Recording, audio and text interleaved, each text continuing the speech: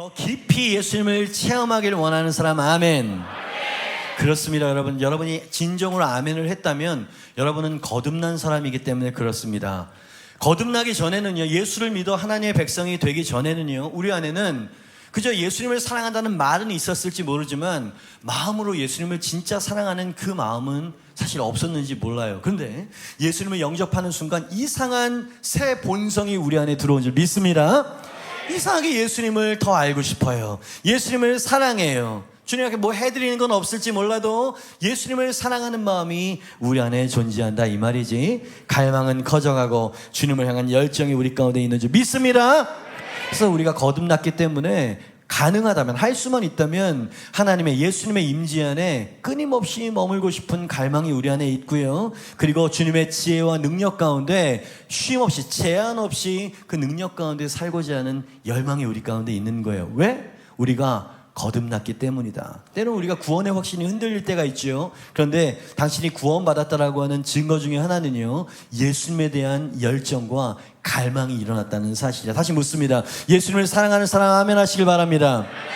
예수님을 더 알길 원하는 사람, 갈망하는 사람 아멘 하시길 바랍니다. 그렇죠. 우린 구원받은 하나님의 자녀인 줄 믿습니다. 그런데 어떻게 하면 하나님의 제한 없는, 예수님의 제한 없는 임재 가운데 살아갈 수 있을까? 왜? 때로는 우리가 그 임재를 놓칠 때가 있거든요. 그저 드라이하고 무기력하고 무감각하게 살아갈 때가 있기 때문에 이 질문이 중요한 것입니다. 어떻게 하면 예수님의 임재를 매일매일 쉼없이 경험할 수 있을까? 우리의 바람대로 말이죠. 어떻게 하면 예수님의 능력이 나를 통해서 역사할 뿐만 아니라 주변에 있는 사람들에게 드러날 수 있을 정도까지 주님의 능력 안에 살 수 있을까? 그게 우리의 갈망 아니겠습니까? 그게 우리의 소망이지 않겠습니까, 여러분? 그쵸? 자고 일어났을 때 주의 임재로 일어나길 원해. 아멘입니다. 하루 종일 주의 임재 가운데 동행하면서 살다가 잠자리에 들 때 주의 임재 가운데 눕기를 원합니다.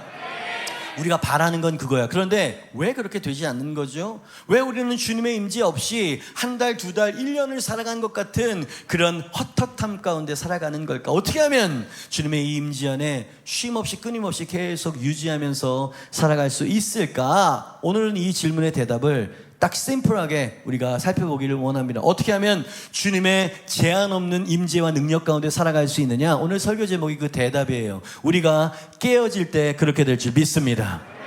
여러분, 그 대답은요, 그 방법은요, 우리가 죽는 것이다 라고 성경에서는 이야기하고 있어요. 우리가 주님 앞에서 깨어지고 우리가 죽을 때 그것이 예수님과 연합할 수 있는 방법인 줄 믿습니다.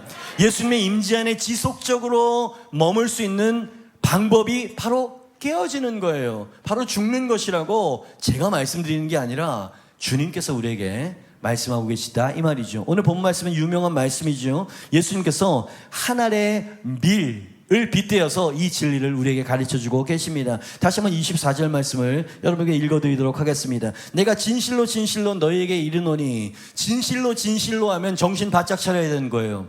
주님께서 강조하셨기 때문입니다. 너무 진리이고 너무나 반드시 그렇게 될 것이기 때문에 아멘입니다.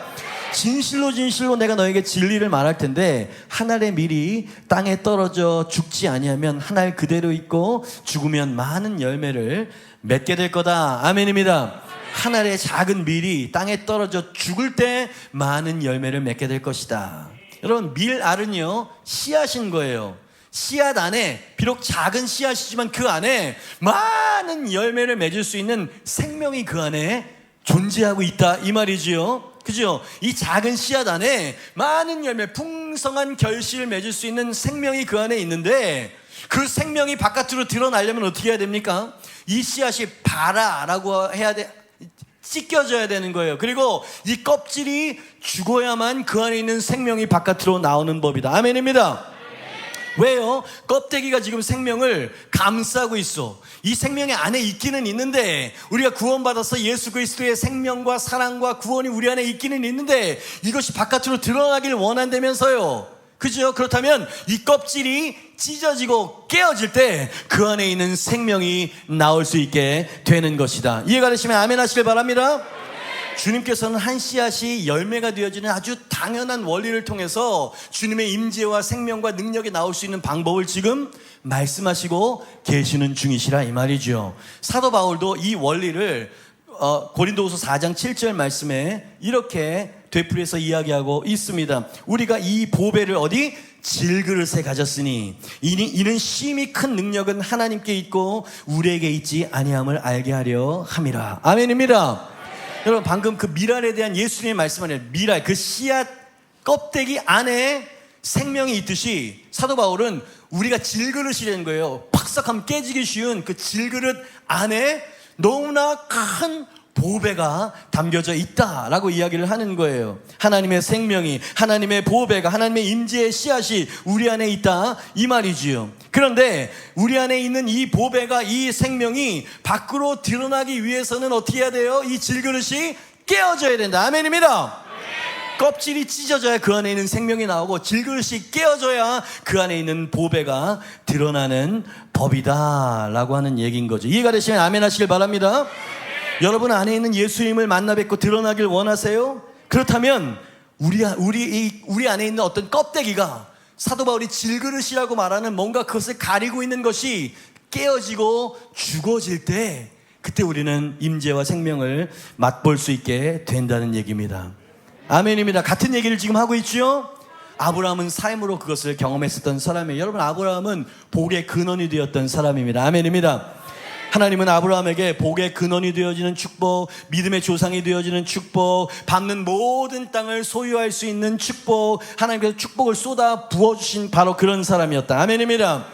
그는 정말 물질적인, 육적인, 영적인 엄청난 큰 축복을 받아 누릴 수 있었던 축복의 사람이었던 것이에요. 그것도 어마어마한데 하나님께서는요, 너는 내 친구야, 하나님의 벗이라고 하는 인정함까지, 하나님과의 친밀함, 하나님과의 관계, 아주 깊은 관계, 그것까지도 하나님은 허락해 주실 정도로 하나님은 아브라함을 너무 사랑하셨고 너무나 축복하셨어요. 야고보서 2장 23절에 보니까 아브라함은 믿음의 조상, 무슨 축복의 통로로 유명한 게 아니라 초대교회 성도들에게는 이렇게 유명한 사람이었다. 같이 한번 읽어봅니다. 시작. 이에 성경에 이른바 아브라함이 하나님을 믿으니 이것을 의로 여기셨다는 말씀이 이루어졌고, 어떻게? 벗이라고 하는 말 알아요? 절친. 여러분, 하나님이 아브라함을 진짜 사랑하셨던 것 같아요. 오늘 말씀을 통해서 이렇게 주님께서 선포하시는 거예요. 아브라함, 그는 내 친구야. 아브라함, 그는 내 절친이지 라고 말씀하시는 거예요. 하나님의 벗된 사람, 대단한 관계입니다. 대단한 친밀한 사이, 하나님과 아브라함의 사이가 바로 그런 것이었어요. 아멘입니다.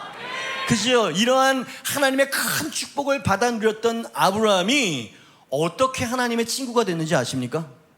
그걸 생각해야 되는 거예요. 아브라함은 그냥 하나님의 친구 그냥 덜컹 된 게 아니라 이 말이야. 어떤 과정을 통과했어요. 하나님께서 아브라함을 내 친구 절친이야, 나는 그를 믿고 그를 축복할 거야 라고 주님께서 인정해 주시고 그가 그러한 관계가 될 수 있었던 방법이 뭐냐? 한마디로 깨뜨리시는 방법이었어요. 우리가 원하는 방법이 아니죠. 아브라함을 죽이시는 방법으로 친구를 삼으셨다. 성경에서는 아주 이상한 역설적인 하나님의 행동에 대해서 우리에게 보여주고 계시더라, 이 말입니다. 아브라함은 하나님의 벗이 되기 전에 아들 이삭을 제물로 바치라고 하는 명령을 받았어요. 여러분, 이걸 생각하셔야 돼요. 그죠? 하나님, 내가 너를 이제부터 믿을 수 있는 사람이야. 이제부터 내가 너의 믿음을 의심하지 않겠다. 이제야 네가 나를 경외하는 줄 알겠다. 인정해 주셨던 그 사건이 뭐였어? 이삭을 바치라고 하는 사건. 그 사건 이후에 있었다는 얘기입니다. 이게 친구입니까? 아니지. 하나님께서 원수처럼 지금 아브라함을 대하고 있는 거 아닙니까? 제사를 좋아하세요, 하나님? 그러면 수천 개의 제단과 수천 마리의 제물을 가지고 하나님께 경배할 수 있어요. 그게 아브라함이었습니다. 그런데 문제는 뭐냐면 그 제물을 소가 아니고 양이 아니라 아들을 바치는 거예요. 지금 아들을. 여러분, 아브라함이 이거 할 수 있었겠습니까? 말이 아들 이삭을 바치라는 얘기지, 이것은 아브라함 자신에게 죽으라는 얘기인 거예요. 만약에 우리 두 딸과 우리 아들을 하나님께서 번제물로 바쳐라 라고 말씀하신다면 제 대답은 뭔지 아세요? 하나님, 차라리 저를 죽이십시오. 그러니까 이삭을 죽이라고 하는 건 아브라함 스스로 죽으라는 얘기였던 거예요. 그러니 하나님이 아브라함에게 행하신 일이 뭡니까? 아브라함을 지금 깨뜨리시고 계시는 일을 하고 계시더라, 이 말입니다. 뭘 깨뜨려요? 하나님보다 더 사랑하는 마음의 우상을 깨뜨려야 된다는 거예요, 지금 하나님이. 하나님은 세디스트여서 그러는 게 아닙니다. 그게 껍질이라 이 말이야. 하나님을 더 차원 높은 차원으로 하나님을 알고 경험하길 원하는 마음이 아브라함에게도 있었어요. 그런데 앞으로 더 나아가지 못하고 더 잘하지 못하게 만드는 그게 바로 하나님보다 더 사랑하는 이삭, 그게 바로 질그릇이었고 그게 바로 껍질이었다라고 하나님께서 말씀하시는 거예요. 이해가 되시면 아멘 하시길 바랍니다. 하나님은 이러한 것들을 깨뜨리십니다. 이러한 것들을 죽이십니다. 하나님과 겨루어서 하나님을 이길 수 있는 것이 있는 한, 우린 것을 우상이라고 부르죠. 하나님은 우리의 자아와 우상의 껍데기 속에 있는 하나님의 생명이 드러날 수 없게 되어 있다라고 지금 말씀하시고 계시는 거예요. 만나주시지 않는 게 아니라 우리가 안 찾는 거라 이 말이지. 주일날 예배 주일 성수를 빠지지는 않아요. 그러나 주님을 내 모든 것을 바쳐서 열렬하게 사랑하지도 않아요. 그죠? 여러분, 우리는 더 한 단계 높은, 한 차원 높은 신앙생활을 하기를 원합니다. 성장하고 성숙하기를 원합니다. 할렐루야. 성경의 대답은 어떻게 그렇게 되는 줄 알아? 껍데기가 찢어져야 돼. 질그릇이 깨져야 돼. 여러분, 성경에서 그 죽는다, 깨진다, 찢긴다 이런 표현을 하니까 정말로 우리 육신의 생명이 죽는 것을 말하는 것이 아니에요. 육신의 소욕이라고 부르는 뭔가가 죽어져야 한다는 거예요. 하나님보다 세상을 더 사랑하는 마음이 죽어져야 된다는 얘기입니다. 여러분, 저는 율법주의를 말하는 게 아니에요. 신약과 구약 전체에서 하나님은 질투하시는 하나님, 하나님보다 더 사랑하는 것이 있을 때는 하나님께서 그것을 깨뜨리십니다. 아멘입니다. 하나님의 법에 온전히 순종하지 않으려 하는 내 자아, 내 옛 성품과 옛 본성과 옛 기질들을 따라서 살아가는 우리의 자아, 그렇게 말하죠. 이 자아를 하나님은 깨뜨려야 된다는 거예요. 그게 바로 껍데기처럼 너와 내 사이를 가로막고 있는 거야. 그 껍데기가 찢어질 때 아프겠지만 그 찢어지고 죽어질 때 그제야 비로소 너와 나의 관계는 한 단계 더 성숙한 관계가 될 수 있을 것이다. 여러분, 오늘 여러분에게 전하고자 하는 메시지 주제는 이것이에요. 요거 하나만을 전하기 위해서 저는 오늘 설교를 준비했습니다. 하나님의 생명, 우리가 예수 그리스도를 영접하는 순간 그 생명은 씨앗처럼 우리 심령 가운데 심기어진 줄 믿습니다. 그러나 여전히 살아있는 우리의 자아와 정욕과 세상을 추구하는 욕심이, 깨어지지 않은 껍데기가 하나님의 임재와 기름 부으심과 능력을 막아서고 있다 라고 주님께서 지금 말씀하시고 계시는 거예요. 그래서 예수님께서는요, 나를 따라오려고 하는 자는 자기를 부인하고 제 십자가를 지고 나를 따라와야 된다. 부담스러운 이야기죠. 근데 이게 이러한 태도로 이렇게 다루심을 받지 않고 주님을 따르려고 할 때 따를 수 없다는 거예요. 자기를 부인하라는 건 뭡니까? 내 자신의 소욕과 내 자신의 감정과 내 자신의 생각을 주님 말씀 앞에 굴복시키라는 얘기야. 아멘입니다. 주님도 원하고 세상도 원하고 이런 식으로는 안 된다는 거예요. 그죠? 이 시대의 젊은이들의 문제가 거기 있습니다. 하나님을 만나서 하나님에 대한 열망이 우리 가운데 없지 않아요. 그 불이 있다 이 말이야. 하나님의 열정이 우리 가운데 있습니다. 그래서 오늘 이 자리에 온 거예요. 근데 월요일부터 토요일까지 주인은 나야. 여러분, 그럴 때 임재가 자꾸만 멀어지는 거예요. 이렇게 말씀을 듣고 임재가 있는 예배에 오면 뜨거워집니다. 그래서 주님을 위해서 살고자 하는데 여러분, 그게 점점점 약해지면서 이제 내 육체의 소욕을 쫓아서 하나 허락하고 2개 허락하고 10개 허락하고 이러면서 마치 하나님이 내 삶 가운데 역사하지 않는 것 같은 이러한 지경에 빠지는 이유가 뭐야? 여러분, 우리는 늘 물어보는 거예요. 내가 왜 이러지? 내가 왜 이렇게 무기력하지? 다시 열정적으로 타오르고 싶은데 왜 그게 안 되지? 껍질이 있기 때문이에요. 질그릇이 깨지지 않았기 때문이나 이 말입니다. 여러분, 하나님은 언제나 그것을 다루시는 하나님이세요. 여러분, 사도 바울은 위대한 종이었던 거 여러분 아시죠? 그가 온 로마의 문을 열었어요. 유럽 선교의 기틀을 마련한 사람이에요. 할렐루야. 사도 바울은 위대한 하나님의 종이었고 그가 이룬 업적은 대단한 것이었다. 근데 사도 바울이 어떻게 그렇게 대단한 능력의 사람이 될 수 있었는지 아세요? 사도 바울의 고백을 한번 들어보시길 바랍니다. 고린도서 15장 31절에 같이 한번 읽어봅니다. 시작. 형제들아, 내가 그리스도 예수 우리 주 안에서 가진 바 너희에 대한 나의 자랑을 두고 단언하네. 어떻게? 나는 날마다 죽노라. 이게 무슨 말? 이 말씀 계속 올려주세요. 사도 바울이 지금 이렇게 이야기하고 있는 겁니다. 형제 자매 여러분, 여러분은 나를 통해서 역사하시는 성령의 능력과 역사와 업적을 부러워하고 계십니까? 그렇다면 내가 나의 자랑의 이유를 여러분에게 가르쳐 드리겠습니다. 나의 자랑은 딴 게 아닙니다. 나의 자랑은 오직 내가 날마다 죽는다는 것입니다. 거기서 능력이 나옵니다. 거기서 예수님의 역사가 나오는 것이라는 것을 저는 여러분에게 자랑하고 싶습니다. 이해가 되시면 아멘 하시길 바랍니다. 여러분, 사도 바울의 그 위대한 능력이 어디서 나왔다고? 사도 바울도 매일매일 껍질을 찢고 죽는 결단을 했어. 거기에 능력이 있는 거예요. 갈라디아서 2장 20절 말씀에 비슷한 내용을 사도 바울이 이렇게 이야기하고 있습니다. 내가 그리스도와 함께 십자가에 못 박혀서 어떻게 됐다는 거야? 죽었나니 내 감정과 생각과 정욕과 나의 육체적인 소욕이 예수 그리스도와 함께 십자가에 못 박혀 죽었다. 날마다 내가 나를 죽였다는 얘기인 거예요. 할렐루야. 그런즉 이제는 내가 죽었으니까 내가 사는 것이 아니고 오직 내 안에 그리스도께서 씨앗이 껍질이 찢어져 죽었으니까 예수님의 임재가 나왔다는 얘기인 거야. 내가 죽으니까 예수님의 능력이 나왔다는 얘기인 거예요. 여러분, 임재를 원하십니까? 능력을 원하십니까? 그것은 죽음으로부터 시작된다는 걸 기억하세요. 네? 내 자아가 죽어야 돼. 내 죄악이 죽어야 돼. 내 욕심이 죽어야 돼. 여러분, 그 이삭이 뭔지 알고 싶으세요? 내가 죽여야 될 그 대상이 뭔지 여러분 알고 싶으세요? 하나님과 부딪혔을 때 하나님보다 더 힘이 센 거, 그게 바로 이삭인 거예요. 그게 바로 성경에서는 그 부담스러운 우상이라고 말을 하는 거거든. 그죠? 그러니까 하나님께서 이삭을 바치라고 하는 거는 아브라함을 사랑해서 그런 거야? 사랑하지 않아서 그런 거야? 사랑해서 그런 거지. 그죠? 여러분, 이삭 죽었어요? 안 죽었어요? 안 죽었죠. 그죠? 하나님께서는 아브라함의 믿음을 테스트하고 계셨다. 그죠? 한 단계 더 성숙한 자리로 이끌기 위해서 죽어야 다시 사는 원리를 가르치고 계셨던 거다. 이것을 우리는 사랑, 하나님의 사랑이라고 부르는 것입니다. 바울은 날마다 자신의 정과 욕심을 십자가에 못 박아 죽이는 제단을 쌓았었던 그런 사람이라는 거예요. 실로 바울의 능력은 날마다 십자가에 매어 달리는 자기 부인에 있었던 것이다. 자기 부인.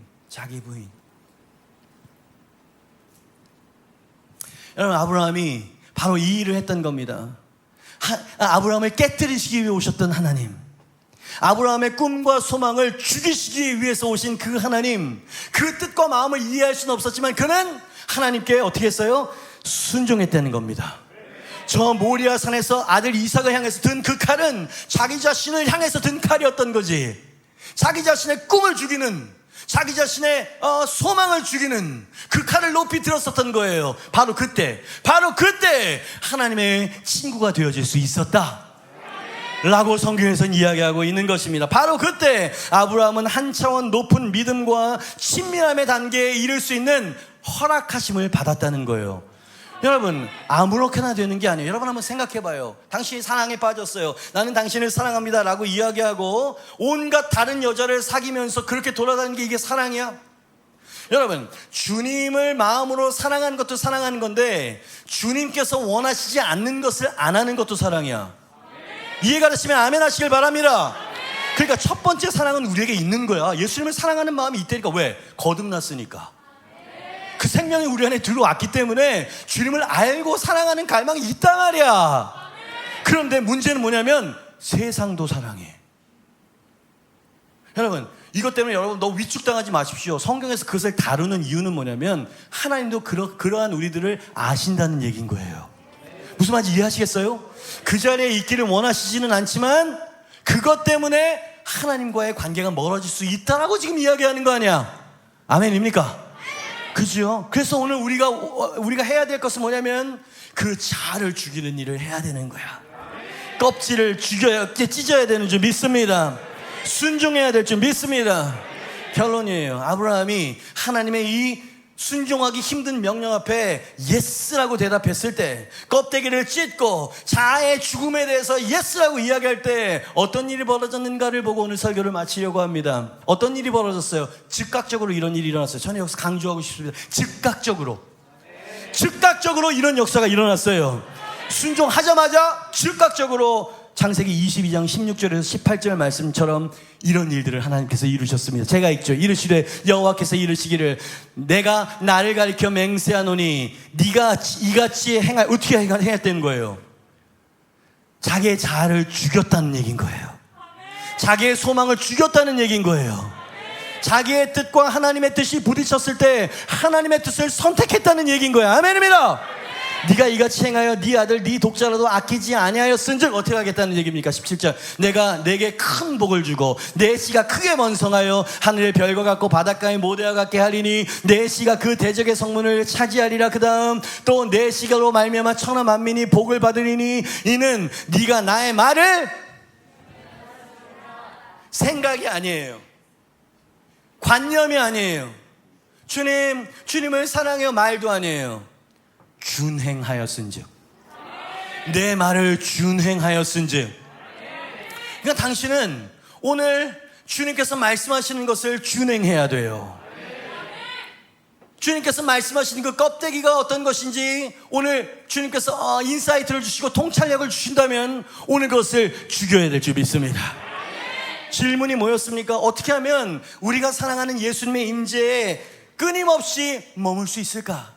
제한 없이 하나님의 능력과 하나님의 지혜 가운데 제한 없이 사는 그 능력 있는 삶을 어떻게 하면 살 수 있을까? 오늘 설교 제목이에요. 깨어져야 돼요. 죽어져야 돼요. 내 자아가, 내 육신의 소욕이, 내 이삭이 죽어져야 될 줄 믿습니다. 그러니 여기까지 설교를 잘 들으셨다면 오늘 주님께서 우리에게 묻는 거예요. 네가 나를 사랑하는 걸 알아. 그런데 네가 누군가를 제단 위에 올려야 돼. 네 이삭은 누구니? 이렇게 묻고 계시는 거예요. 네? 여러분 안에 심어주신 생명을 가로막고 있는 그 껍데기는 무엇입니까? 다시 한번 여러분이 원수 마귀의 음성에 하나님의 음성을 여러분 원수 마귀의 왜곡에 의해서 오해하지 않게 하기 위해서 여러분에게 다시 한번 말씀드립니다. 하나님은 여러분을 있는 모습 그대로 사랑하십니다.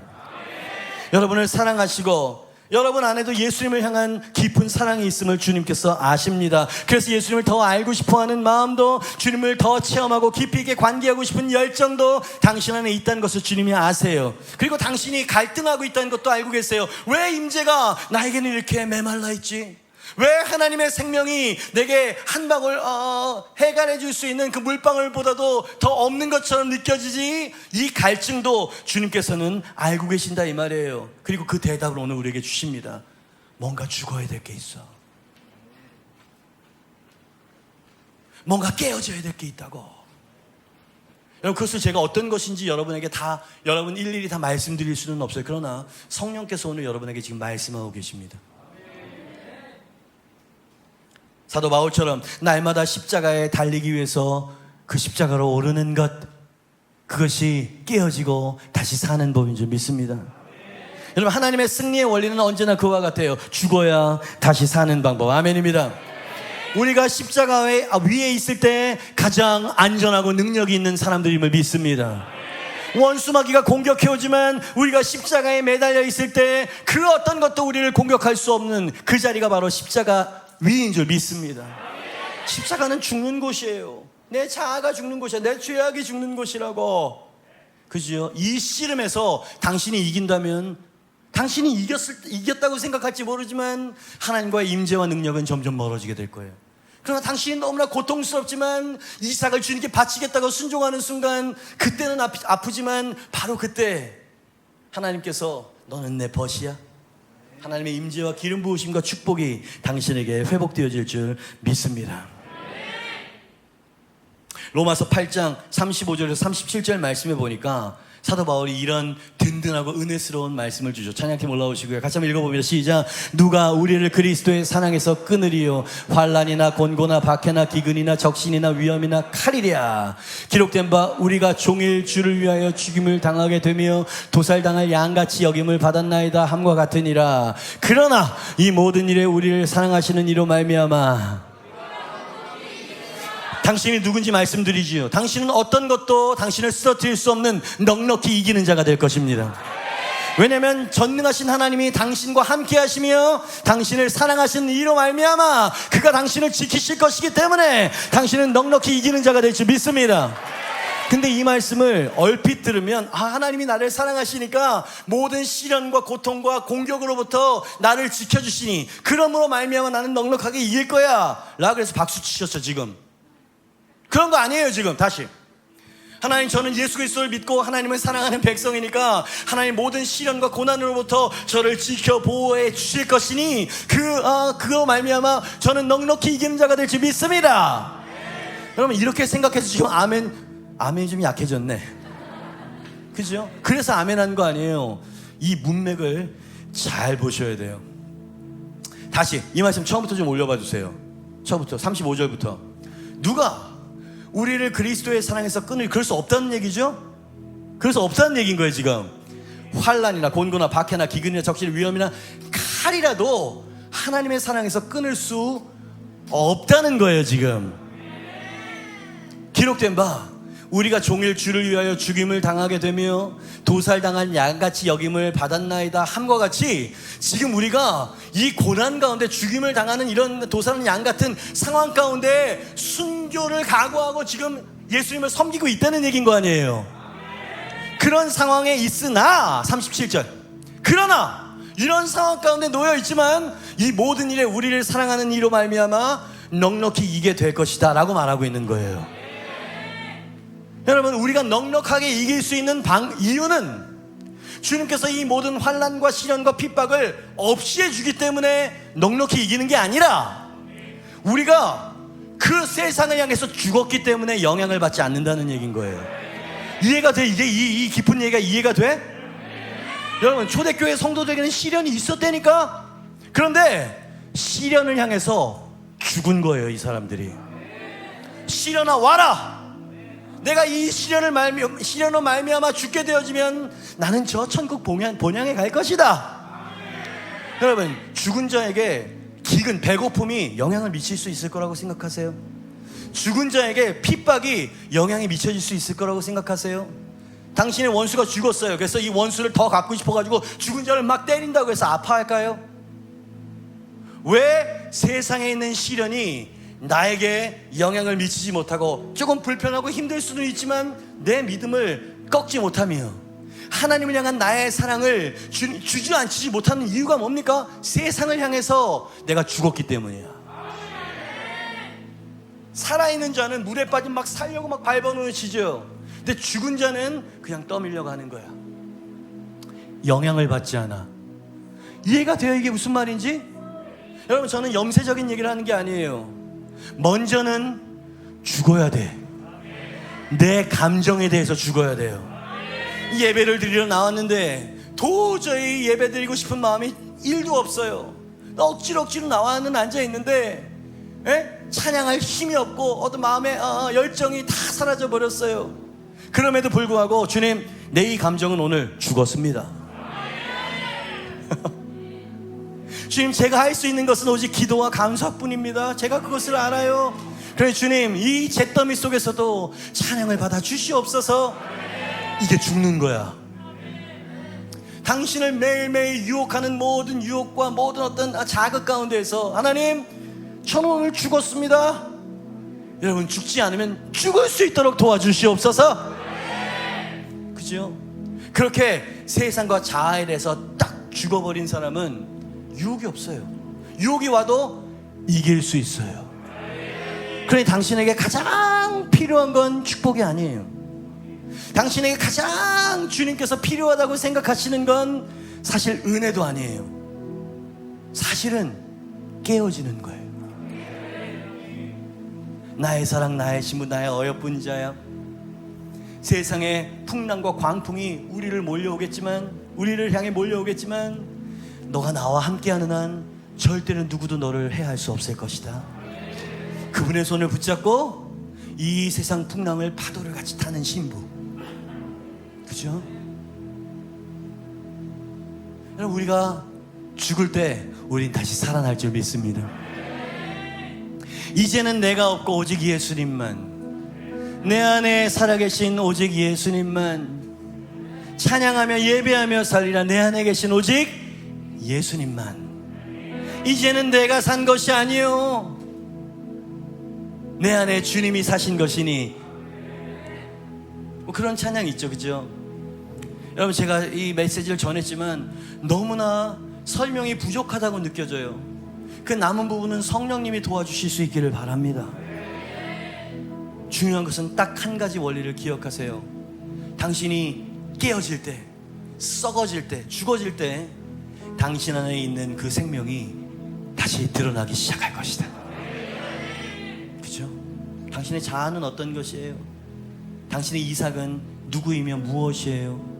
인터넷이요? 하나님께서 어떤 사람에게는요, 유튜브를 보는 시간을 줄이라고 말씀하시는 사람이 있어요. 작게는 하나님을 등한히 여기게 만드는 그 무엇들, 하나님보다 더 사랑하는 그 무엇들. 그죠? 그러니 이 질문이 너무 중요한 거야. 당신은 정말 이 모든 것들을 깨뜨리고 죽이면서까지 주님을 더 알기를 원하십니까? 여기에 예스가 돼야 거룩함에 대해서 예스를 할 수 있는 거야. 이해가 되십니까? 이게 무슨 말인지? 근데 예수님을 안 사랑해. 그런 사람에게 예수님을 더 알기를 원하신다면 죽으셔야 돼요 라고 말하면 하나 예수님 관심 없어요, 이렇게 돼버리는 거야. 그러니까 오늘 메시지는 주님을 너무 간절히 사랑해서 찾아 헤맸는데도 불구하고 주님을 만나지 못한 주의 백성들에게 필요한 메시지인 거예요. 오늘 이 메시지 이해가 돼? 이게 무슨 말인지. 오늘 당신이 주님과 다시 만나는 날이 되길 주님의 이름으로 축복합니다. 다시 죽었던 당신 안에 생명이 살아나는 날이 되길 주님의 이름으로 축복합니다. 방법은 뭐라고요? 깨어지는 거예요. 방법은 뭐라고요? 죽는 것이에요. 내가 죽으면 주님께서 다시 살리실 것입니다. 그게 진짜 사는 거야. 아멘입니까? 자, 오늘 준비되셨어요? 어떤 준비? 죽을 준비. 오늘 주님께서 오늘 뉴젠 예배에 가고자 하는 마음을 심으신 건 뭐냐면, 죄송합니다, 당신을 죽이려고 부르신 거야.